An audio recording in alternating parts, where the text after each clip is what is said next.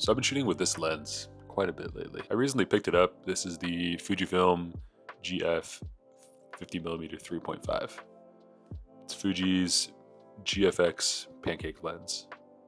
Now obviously we'll get into why I love this lens so much here in this video, but I wanted to share a bit why I purchased it in the first place. So currently in my GFX lens lineup, I have two zooms. I've sold off all the primes as I didn't really use them a ton, including my 55mm 1.7 and also my 110mm f2, 120mm macro, you name it. I've had those lenses over the years and I haven't found myself using them as much as the zoom lenses that Fujifilm makes. Specifically, we're talking about the 32 to 64 and the 45 to 100, both of which are phenomenal zoom lenses. I use them quite often in my workflow, both for work and for fun.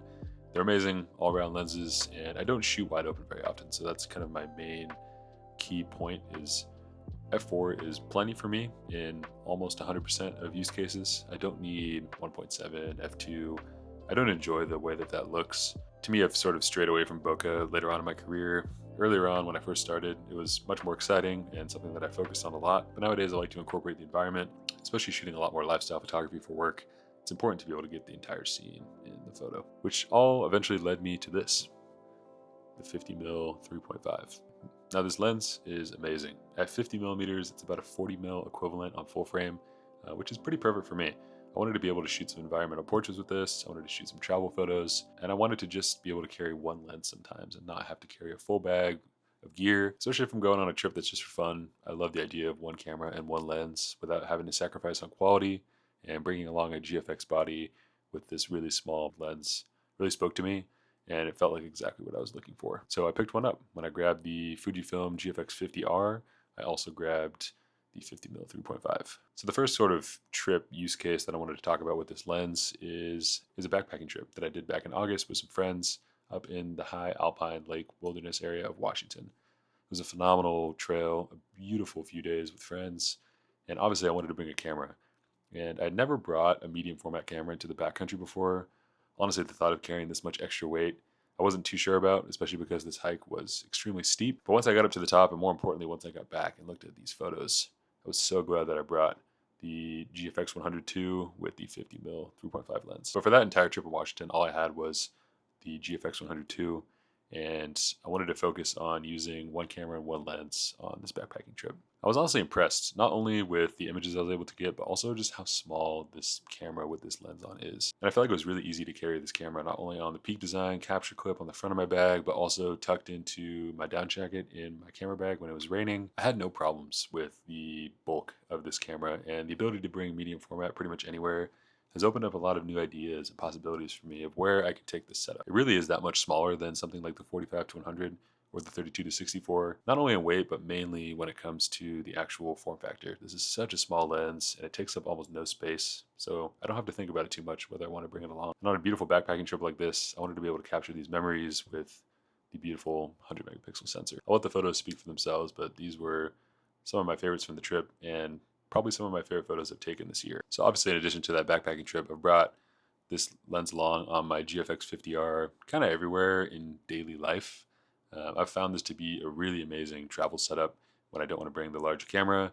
Obviously, the 50R is not small, but I wanted to find the smallest form factor I could without having to sacrifice on image quality.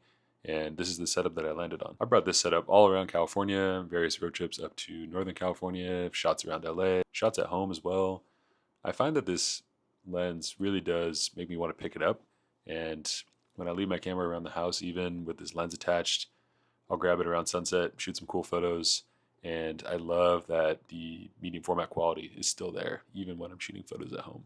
I think kind of the big picture of what I'm trying to say here is this lens has allowed me to bring the medium format quality to more aspects and more areas of my life that I didn't think were possible to bring such a large camera into. Typically, I'd bring a point and shoot, something small like a Ricoh GR3 or even a Contax T3 back when I shot a lot more film. But I've been gravitating a lot more towards the medium format look and feel in all of my images just because I love the way that it feels. I love the depth. I love the color. And I've just been able to shoot a lot more because this lens is so small and so compact. It's really great and unobtrusive for taking photos of people and environments, you just don't get noticed as much as you do when you have a really large zoom lens on this camera. I also noticed that when you're photographing someone, especially maybe someone who isn't used to having their photo taken, the 50mm puts them a lot more at ease than something like a large 45 to 100mm zoom does. People just respond differently, and I think they feel ultimately a little more comfortable when there's not a massive lens just pointing directly at them. Speaking of travel and gear, I wanted to take a moment and thank today's sponsor, which is Huckberry, for sponsoring this video. Simply put, Huckberry is a one-stop shop for the highest quality footwear, apparel, and outdoor equipment.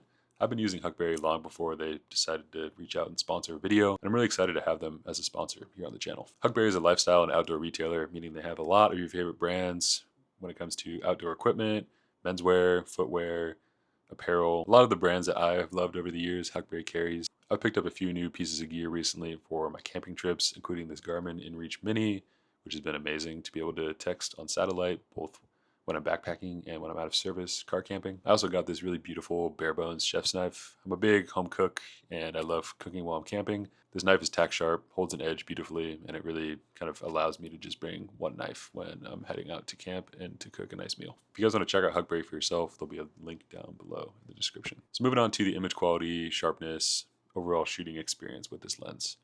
I've been really happy so far. I think every GFX lens that I've used by Fujifilm has been this sharp. Honestly, they have an incredible lens lineup, albeit pretty expensive for most of the lenses. I find this lens to be very affordable. I was able to pick this up used for just about 800 bucks, and I feel like for that price, you're getting such a great value for your money, allowing you to shoot on a medium format system without having to fork over thousands and thousands of dollars for an expensive zoom lens. If you had to just pick one lens, this could be a great start to building out a lens collection for your GFX. 3.5 might be a bit slow to some people, but to me, it works great. It complements the other lenses that I own, but it's also very distinct and used for a very specific purpose, which is travel photography and keeping a really lightweight, compact package. I'm curious as time goes on how much I'll gravitate towards this lens and how much more of a part of my workflow it might become. Currently, I'm using it quite a bit, and it's been really fun to just bring around, but that also might just be because it's new and I've only had it for a couple months. But I think the use cases such as a backpacking trip or a travel-focused trip where maybe photography isn't the center point of that trip, but you still want to bring a high-quality camera and lens, I think this is a fantastic option for hitting that sort of middle ground while still being able to utilize the incredible image quality of the GFX system. I think it's really interesting when you consider that this is probably the cheapest GFX lens that you can buy, but to me so far it hasn't lacked in any sort of quality or sharpness. I've been really impressed with the images I've been able to take. With all that being said, I'll leave some images down below in the description on my website if you want to go take a look. Thanks you guys as always for watching. If you have any questions about the 50mm, leave them down below. I'll make sure to get to those. Also, big shout out to Huckberry for sponsoring this video. Again, there'll be a link down below. You guys can go take a look for yourself. Take care, and we'll see you in the next one. Peace.